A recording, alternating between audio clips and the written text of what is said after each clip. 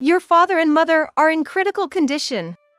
You need to cut your trip short and come home immediately. I pleaded desperately to Tyler. But Tyler's response was heartless. I'm on a trip with my colleagues. Handle it on your own. You're probably exaggerating anyway, right? I'm busy, so I'm gonna hang up now. Later. Hold on a second. I tried to reach out to Tyler, but he hung up on me. 2 weeks later. When Tyler came home without any remorse, I spoke up. Both their funerals are over. What? Tyler froze with a puzzled look on his face. What do you mean by both their funerals? Are you trying to play some sick joke on me? He asked me frantically. It's not a joke. Didn't I call you 2 weeks ago that your father and mother were critically ill? I answered Tyler's question. But why so suddenly? Tyler was at a loss for words. My name is Jessica Atkins. I'm 56 years old and a full-time homemaker. I used to work in the administrative department of a major company, but I left the job when I got married.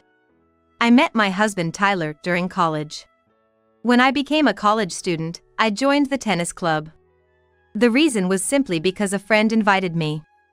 I had never played tennis before. I just wanted to have fun and make friends. That was the feeling when I joined with, but reality was different. At that time, Tyler, who was the head of the tennis club, was a strict guy aiming for national tournaments. For Tyler, it didn't matter whether you had experience or not. It was all about skill. Every day, Tyler would relentlessly serve the ball during practice, and if you couldn't return it, he'd berate you. Being a novice, I couldn't even make contact with the ball using my racket. And Tyler would scold me for it. Jessica, are you kidding me? You're just in the way. Go pick up the balls or something, Tyler said, effectively kicking me off the tennis court. I felt so humiliated by Tyler's insults. I was always relegated to just picking up balls, barely ever holding a racket. Out of sheer frustration, I practiced my tennis swings and form even at home. Perhaps my hard work eventually paid off. One day, as usual, Tyler served the ball, but this time, I managed to powerfully return it. Tyler, seemingly having expected me to miss, stared in shock. But in the next moment, he exclaimed, Jessica, that was incredible! With the biggest smile on his face. It was in that instant that I unexpectedly fell head over heels for him. After that, Tyler continued to be strict, and I kept trying to keep up with his intense training regimen. And then, one day after some time had passed, it was at an evening out drinking with friends. In our group, we have a get-together once a month. The purpose is to deepen our friendships, even outside of our group activities. On the way home from one of those gatherings, I happened to be alone with Tyler. Out of the blue, he confessed his feelings to me. I've fallen for you, Jessica. I want us to be together. I was taken aback. Tyler had never shown any signs of affection towards me. But I had feelings for him too. So, I replied, I like you too. Let's give it a shot. That marked the beginning of our relationship. Tyler wanted to keep our relationship a secret from the club members, so as not to affect the team morale. Still, I was so in love with Tyler back then, I was just happy to be with him. We continued dating even after we both graduated from college, and we got married when I was 26. At Tyler's request, I left my job upon our marriage. I'll always be by Tyler's side from now on.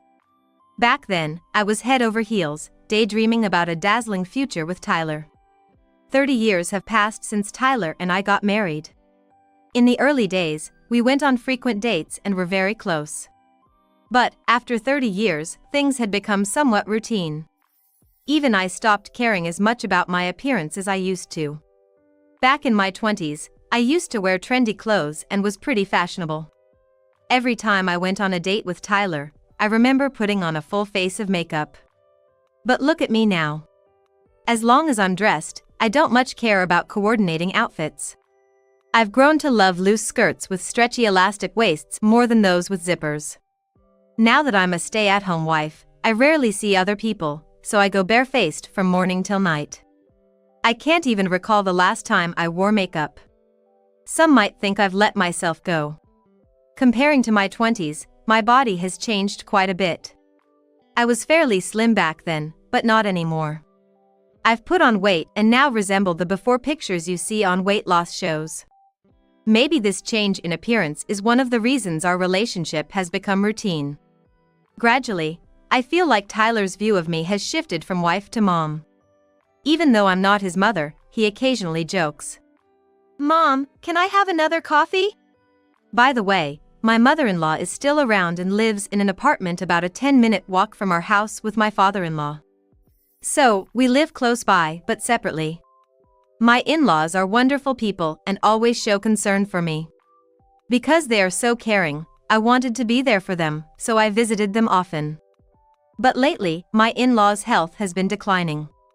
My father-in-law has been battling a serious illness, and the doctors say there's not much more they can do. Tearfully, my father-in-law told my mother-in-law and me, "I want to spend my last days at home." So, he was discharged from the hospital and is now receiving palliative care at home. Looking after my father-in-law on her own, my mother-in-law seems exhausted and her expression has darkened. Being a stay-at-home wife, I help with my father-in-law's care almost every day, but living with him must be tough for my mother-in-law. "It's hard, Jessica. Just for one night, could you stay with us?" she asks with a vulnerable expression. "I'm sorry. Tyler comes home at night." It hurt, but I had to turn my mother-in-law down. "I see." Upon hearing my refusal, my mother-in-law murmured with a look of despair. "Every night, I have to take care of Tyler. Tyler is quite the dominant husband and doesn't lift a finger to help around the house. He just throws his dirty socks anywhere. Of course, dinner has to be ready and warm by the time Tyler gets home. Leftovers are absolutely out of the question. If he finds out, there's no telling how much he'll lash out. Once, I couldn't get home in time for Tyler's return because I was taking care of my father-in-law. The moment I got home, Tyler, with a face as red as a beet, yelled at me. "You should prioritize me over my dad. I'm your family, remember?" I wanted to point out that my father-in-law is also his family, but I kept quiet. Because if I had argued, Tyler would have just shouted even louder. Because of things like this, I always have to prioritize Tyler. Every day feels so constricted. Being a stay-at-home wife, I feel guilty and can't stand up to Tyler. I couldn't help my downcast mother-in-law, and could only look at her with concern. Lately, Tyler's been coming home late a lot. And Tyler never lets me know. Sometimes he even comes home on the last train. Today too, Tyler got home past midnight. "I'm back!" Tyler greeted me cheerfully. His face was red, and he seemed a bit tipsy. "Did you go out drinking again? You've been coming home late a lot lately," I said, holding the bag Tyler handed me. "It's my money, and I'll spend it however I want. You're just a stay-at-home wife, so you should just obey me," Tyler retorted gruffly. "But don't you think it's too frequent? Who are you going out with every time? Their families might be worried too," I hesitantly asked Tyler. Maybe Tyler's been forcing people to go drinking with him.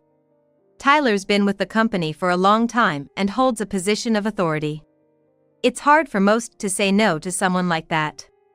Tyler then replied with a smug smile. "It's all good. I just always drink with the same coworker. Plus, the guy lives alone and is single. He's always happy when I buy him a drink," Tyler said, smugly.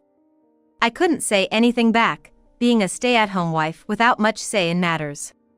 Then, I had an idea and decided to talk to Tyler about it. "Could you let me know in advance when you're gonna go out for drinks? Your mom seems really stressed out. And your dad's condition isn't great either.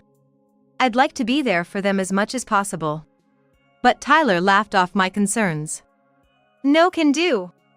When I go out depends on my mood. Besides, Mom will handle Dad's situation. Jessica, you should be all in for me." As I was taken aback by Tyler's harsh words, he said, "Instead of standing there, get the bath ready. You're so slow." With that, he quickly headed to the bathroom. Yes, I'm sorry. All I could do was respond like that. Then, one day, Tyler suddenly told me, I'm gonna go on a trip for 2 weeks from next week. While I stood there in shock, Tyler cheerfully flipped through a guidebook, pondering what he'd eat. And he was planning to go to Australia. Regaining my composure, I asked Tyler, why the sudden international trip? What about your job? And I don't even have a passport?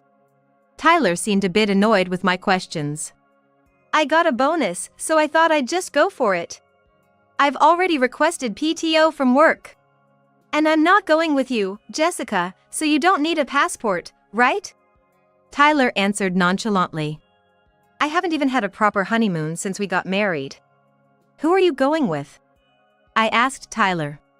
Even for day trips, Tyler would say it's a waste of money and never took me along. Now this sudden international trip?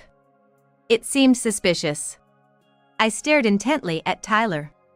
Tyler retorted, I'm going with a guy from work. Now, get dinner ready already. I realized it would be challenging to press him further. Tyler probably wouldn't answer me if I continued to ask, and might even snap at me. Though I felt frustrated, I reluctantly started preparing dinner. And that day, Tyler left for his trip early in the morning. But by noon, I found myself frantically calling Tyler. What do you want? I'm about to board a plane for an international trip. Read the room. Tyler snapped at me as soon as he answered. My in-laws are in critical condition. Please cancel your trip and come home immediately. I pleaded with Tyler desperately. If he hadn't boarded the plane yet, there was still time. At least, that's what I thought. But Tyler's response was cold. I'm on vacation with my colleague. Handle it yourself. You're probably exaggerating anyway. I'm busy, gonna hang up now. Bye. Wait a second. I tried to reach out to Tyler, but he hung up anyway. No matter how many times I called back, he didn't answer. You'll regret this, I whispered to myself. 2 weeks later. I'm back. Tyler walked in cheerfully, carrying a large suitcase. I approached the unapologetic Tyler and said, both their funerals are over. What? Tyler looked puzzled, as if he didn't understand what I was saying. What do you mean by both their funerals? Are you playing some kind of sick joke? Tyler, clearly panicking, questioned me. I sighed deeply at Tyler's flustered demeanor. It's no joke. Don't you remember I called you 2 weeks ago telling you your parents were critically ill? I replied to Tyler's question. But, why all of a sudden? Tyler trailed off, unable to find the words. And I found myself sitting on the floor. When I went to visit your parents, they both had collapsed with pale faces. I called an ambulance in a panic, but the doctor said they were both in critical condition. Your dad needed care for a while now, and your mom had been looking unwell recently. Just a series of unfortunate events, I guess. I explained to Tyler, with a detached tone, about the events leading up to my in-laws' critical condition. I'm truly heartbroken that my in-laws ended up like this. I was visiting my in-laws' house almost every day and still couldn't save them in time. To this day, I regret not going to their place sooner. But right now, I'm just so angry at Tyler. My in-laws are his real parents. Yet, Tyler chose himself over them until the very end. No matter how much I pleaded, Tyler always prioritized himself. Remembering the tired look on my mother-in-law's face just makes me even angrier at Tyler. Tyler, with a grimaced face, remained silent. He probably can't come to terms with reality. I decided to press Tyler further. It's your fault, isn't it? Choosing a trip with your colleague over your own parents. Did you enjoy your vacation? I asked Tyler with a sly smile. But Tyler just stayed silent. So, I decided to prod a bit more. Well, I guess a trip with your lover is fun, right? 2 weeks seems a bit long though. When I said that, Tyler, as if resigning himself, began to talk. You knew? Yeah, I've been seeing Baker from work. She's over a decade younger than you, and she comforts me.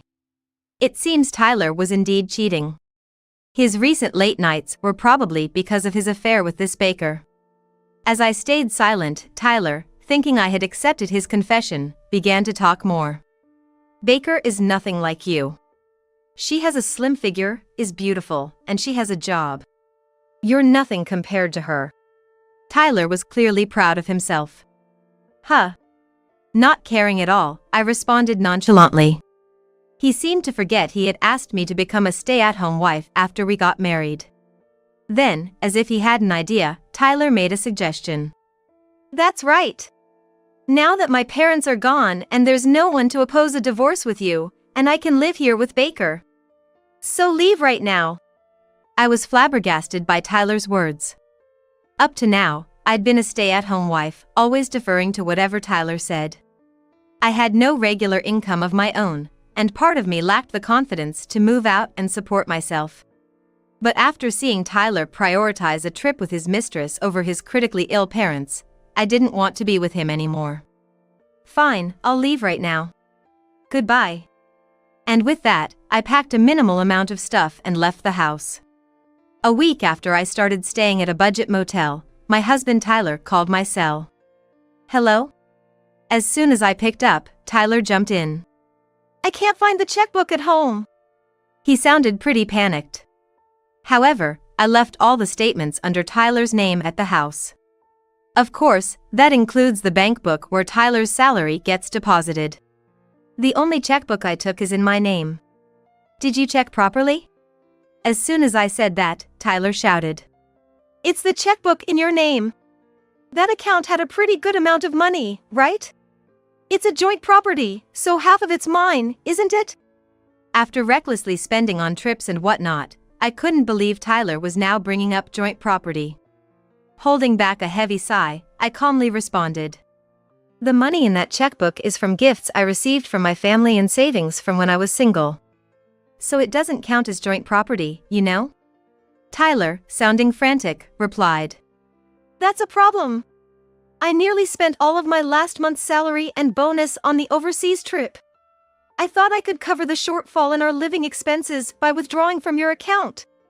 Up until now, I'd kept my checkbook in a drawer where Tyler could easily see it.